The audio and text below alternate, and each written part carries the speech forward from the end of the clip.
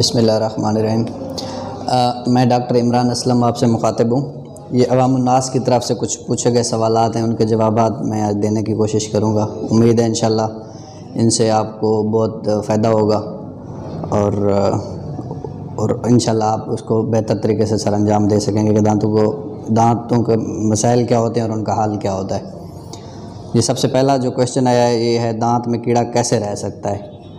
अच्छा, ये रूटीन में रोज़मर्रा में हम सुनते हैं कि दांत में कीड़ा होता है, कीड़ा लगा हुआ है। ये बज़ाहिर दांत में जो कीड़ा हम सुनते हैं कि कीड़ा लगा हुआ है, बज़ाहिर ऐसा कीड़ा मौजूद नहीं होता। अब रूटीन में हम जैसे खाना खाते हैं, खाना खा के सो जाते हैं तो उसमें ख़ुराक के जो ज़र्रात होते हैं वो मुंह के अंदर रह जाते हैं, क्योंकि वो जो ख़ुराक हमने खाई हुई है, कुछ भी खाया हुआ है, वो शुगर होती है, उसमें कार्बोहाइड्रेट्स मौजूद होती हैं। जो कार्बोहाइड्रेट्स हैं उससे जो हमारे मुंह के अंदर नॉर्मली बैक्टीरिया मौजूद होते हैं वो उसको फर्मेंटेशन उसकी करते हैं और उस फर्मेंटेशन के नतीजे में जो है तेज़ाब बनता है, एसिड। वो एसिड जाके दांत की जो हार्ड सरफेस है, हार्ड स्ट्रक्चर है, उसको जाके ग्लास चढ़ा देता है, डिमिनरलाइज कर देता है, तो वो दांत बज़ाहिरी काला हो जाता है। तो उसको उर्फ़ आम में हम उसको कीड़ा कह रहे होते हैं। तो अब उम्मीद है आपको ये समझ आ गई, बज़ाहिर कीड़ा होता नहीं है, वो जो दांत का हिस्सा गला हुआ होता है उसको ही कीड़ा कह रहे होते हैं। तो ये होता कैसे है, लगता कैसे है, इसका तरीक़ाकार मैंने आपको बताया कि जैसे खाना खाने के ज़रात हैं तो उससे बच्चा कैसे जा सकता है, उसका हिफाजत दूसरा क्वेश्चन है वो यही है कि दांतों की हिफाजत कैसे की जाए।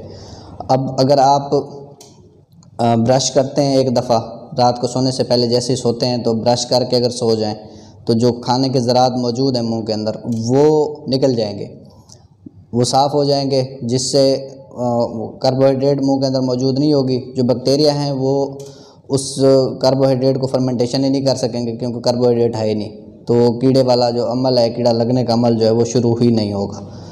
तो हिफाजत के लिए काफ़ी सारे तरीक़ाकार हैं। सबसे पहला जो है कि ब्रश किया जाए रात को सोने से पहले, ताकि ये जो आपको अभी चीज़ मैंने बताई है ये इससे उसका सद्भाव हो सके। और दूसरे नंबर पे जो चीज़ आती है, सुबह नाश्ता करते हैं, नाश्ता करने के बाद उस वक़्त भी मुंह के अंदर खाने के ज़रात होते हैं, तो नाश्ता करने के बाद भी ब्रश कर लेंगे तो इंशाल्लाह उससे भी जो कीड़ा लगने का अमल है उसको रोका जा सकता है। और उसके बाद जो नेक्स्ट क्वेश्चन है, हाँ मैं एक चीज़ और ऐड कर दूं कि दांतों की हिफाजत के जो तरीक़ाकार हैं, इसमें ब्रशिंग के अलावा और काफ़ी सारी चीज़ें आती हैं। जैसा कि रूटीन में हम ब्रश ही सुनते हैं, ब्रश कर सकते हैं, उसमें ब्रश कर लें, मिसवाक कर लें, या जैसे खाना खाते हैं, खाना खाने के दौरान दांतों के दरमियान वाली जो सरफेसेस हैं, दो दांतों के बीच वाली जो एरिया है, उसमें खाना फंसता है, जहाँ पे ब्रश का पहुँचना नामुमकिन होता है, वहाँ पे ब्रश पहुँच ही नहीं सकता। जो दो दांत आपस में मिले हुए होते हैं, जॉइंट कर रहे होते हैं ऐसे, तो यहाँ पे ब्रश नहीं पहुँच सकता। उसके लिए आम तौर पर लोग क्या करते हैं, वो टूथपिक यूज़ करते हैं, टूथपिक से अपने मसूड़े ज़ख्मी कर लेते हैं, खाना फिर भी नहीं निकलता, वहाँ फंसा होता है और वहाँ पे कीड़ा लगने का अमल शुरू हो जाता है। उसके लिए जो सबसे अच्छी चीज़ है अभी दौर हाज़िर में वो है जी डेंटल फ्लॉस, जिसको दांत साफ़ करने का धागा भी कहा जाता है। तो वो खाना खाने के बाद आप एक दफ़ा अगर हर खाने के बाद उसको फ्लॉस कर लें, दांत साफ़ कर लें धागे के साथ, तो इंशाल्लाह ये मसला भी नहीं होगा आपको। और उसके अगर आप हर खाने के बाद नहीं कर सकते तो कोशिश करें कि जो रात को सोने से पहले ब्रश करने के बाद उस वक़्त एक दफ़ा लाजमी कर लें, और हफ्ते में एक दफ़ा 2 दफ़ा जो है हल्का गर्म पानी करके उसमें एक चुटकी नमक डाल के उससे कुल्लियाँ कर लिया करें, ताकि ये दांतों की हिफाजत के जो तरीक़ाकार हैं ये आपके इंशाल्लाह ये बहुत ही कारआमद साबित होंगे। अच्छा, तीसरा सवाल आया हुआ जी, बच्चे को दांत की सफाई कब से शुरू करनी चाहिए।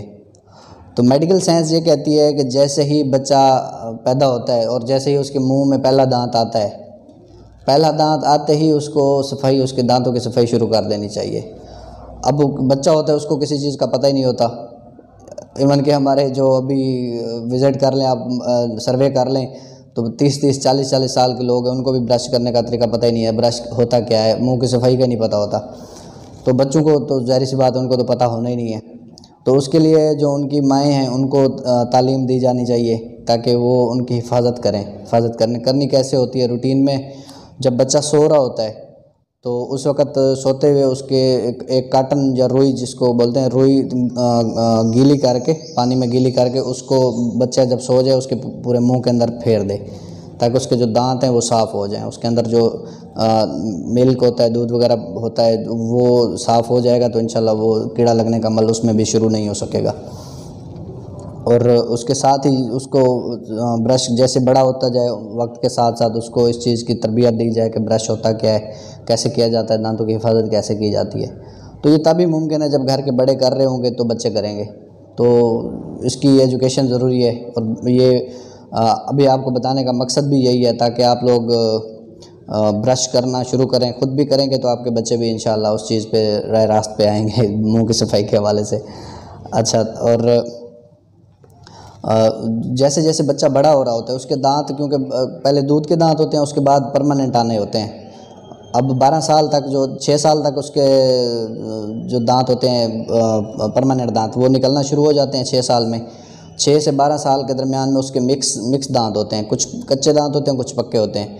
अब उस टाइम में कुछ दांत जो कच्चे पक्के होते हैं वो मिक्स हो रहे होते हैं और आगे पीछे हो जाते हैं, ऐसे टेढ़े हो जाते हैं, फंसे हुए होते हैं, क्राउडिंग हो जाती है बहुत ज़्यादा। तो उस वक्त कीड़ा लगने के इम्कानात बहुत ज़्यादा होते हैं, क्योंकि दांत आगे पीछे होते हैं तो वहाँ पे सही से सफाई नहीं की जा सकती।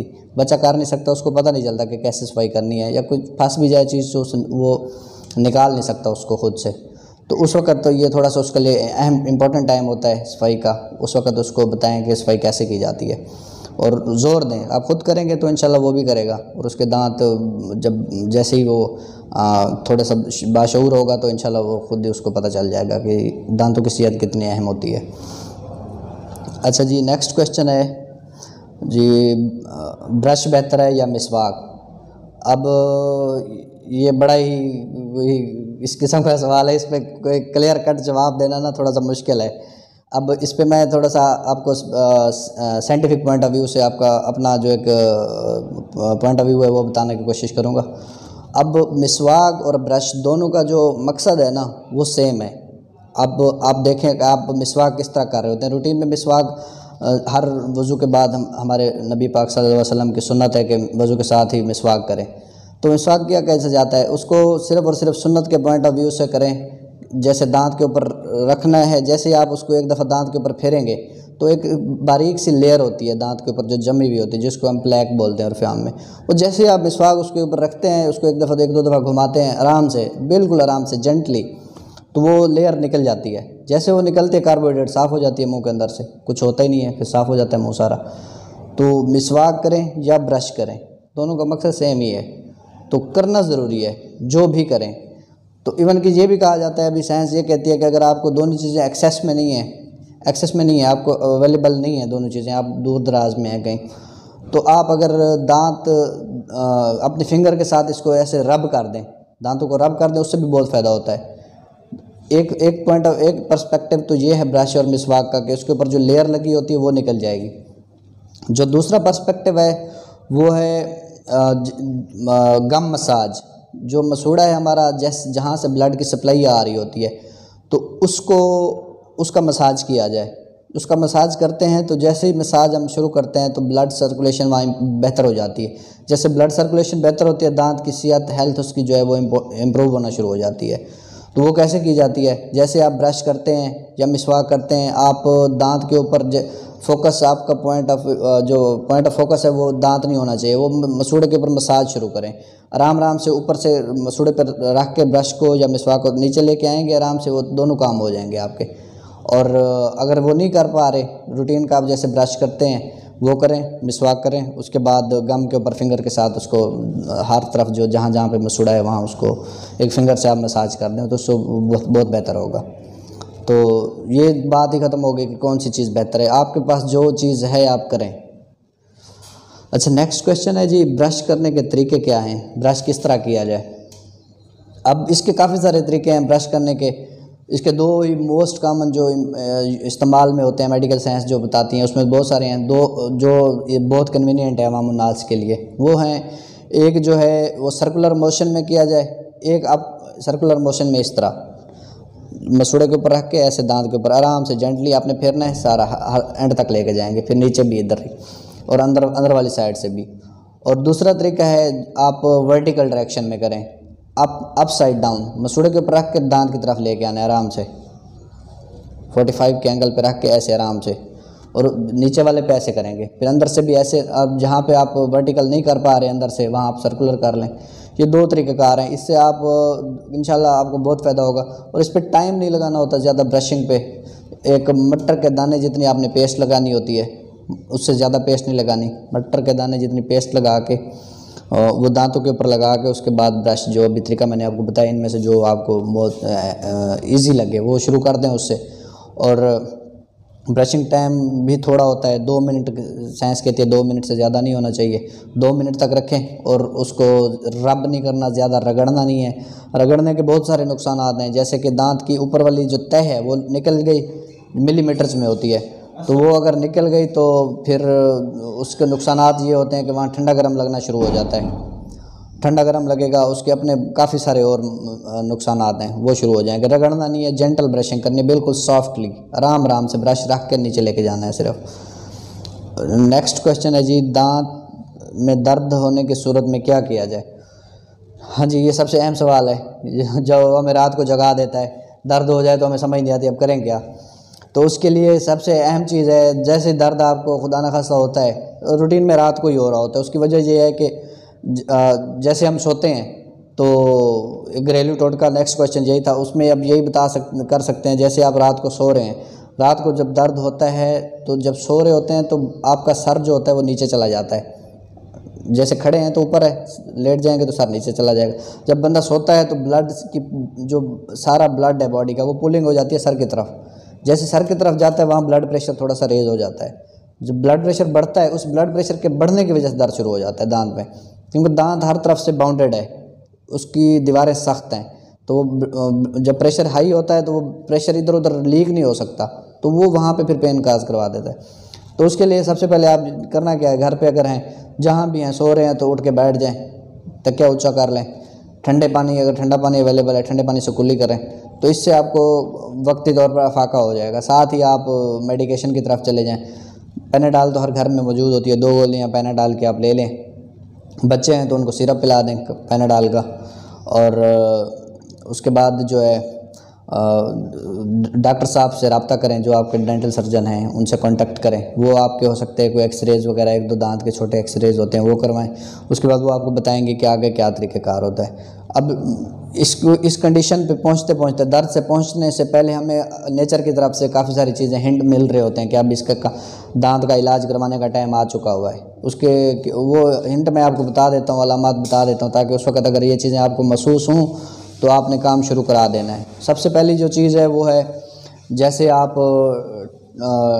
कोई चीज़ मीठी खाते हैं, मीठी चीज़ खाने पे आपको ना दर्द शुरू हो जाएगा, और जब तक वो चीज़ मीठी दांत के साथ चिपकी रहेगी, ऐसे जैसे चॉकलेट है, खजूर है, इस तरह की चीज़ खाएंगे तो वो दांत के साथ चिपकेगी, तो वो फिर पेन काज करवाती है।